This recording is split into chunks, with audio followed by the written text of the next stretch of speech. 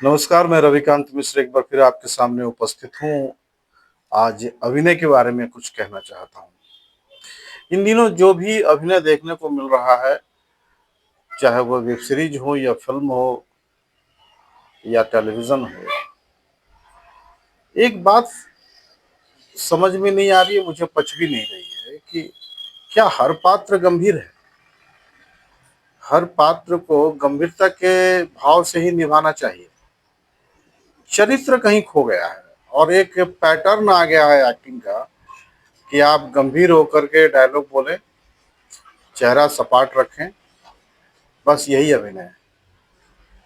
उसमें चरित्र का जो मैनरिज्म है, जो चरित्र के आंतरिक भाव हैं, संचारी भाव हैं, वो सब कुछ कहीं लोप हो गया है। और इसके पीछे जो एक कारण मुझे समझ में आता है कि आज का अभिनय पूरी तरह से तकनीकी पर आधारित है, हमारी बौद्धिकता पर आधारित है। जबकि अभिनय बौद्धिकता के साथ साथ भावनात्मक भी है। संवेदनशीलता की जरूरत पड़ती है और मुझे ऐसा लगता है कि जो अभिनय का मूल भाव है वो शांत रस नहीं है, वो करुणा है। जब अभिनेता करुणा के भाव में रहता है तब वो जीवन को महसूस कर पाता है, अनुभव कर पाता है। वो अपने स्वार्थ के दायरे से बाहर निकलकर उस पात्र को अनुभव कर पाता है जो पात्र उसके सामने है। बात एम्पैथी की है। जब तक हम अनुभव ना कर पाए कि मेरे सामने जो पात्र बैठा है, ये मेरे सामने जो जीवन बह रही है, मैं उसके साथ अपने को जोड़कर या उसमें अपने को नहीं देख पाऊं, तो अभिनय करना बहुत मुश्किल है।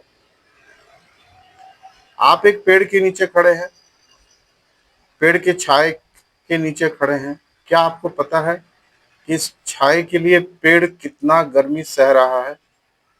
अगर आप पेड़ के इस पीड़ा को अनुभव नहीं कर रहे हैं तो आप स्वार्थी हैं। आप पेड़ की आत्मा को स्पर्श नहीं कर पाएंगे, आप फिर अभिनय नहीं कर पाएंगे। आप करेंगे अभिनय, पर वो जीवंत अभिनय नहीं होगा, वो इंफॉर्मेटिव होगा। इसी तरह जब अभिनेता या कलाकार या लेखक या चित्रकार या मूर्तिकार जब वो जीवन के साथ जुड़ता है या जीवन में अपने को देखता है, अपने भीतर जीवन को अनुभव करता है, तब वो पुनः उसको रचता है। अब पुनः रचने में उसकी जो कलात्मकता है वो सामने आती है।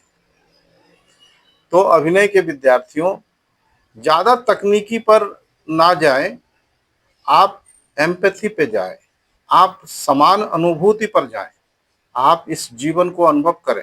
आप जब किसी भिखारी को देखें तो उस भिखारी के भीतर जो भाव है उस भाव को अनुभव करें, उस भिखारी में अपने आप को देखें, तब आप उस भिखारी को पुनः रच सकते हैं, उस चरित्र को पुनः रच सकते हैं।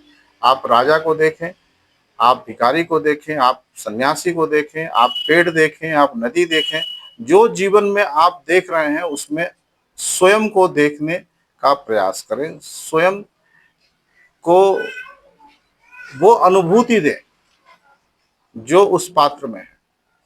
तब अभिनय की शुरुआत होती है। आशा है आपसे फिर मुलाकात होगी। मिलता हूं नेक्स्ट वीडियो में। Thank you.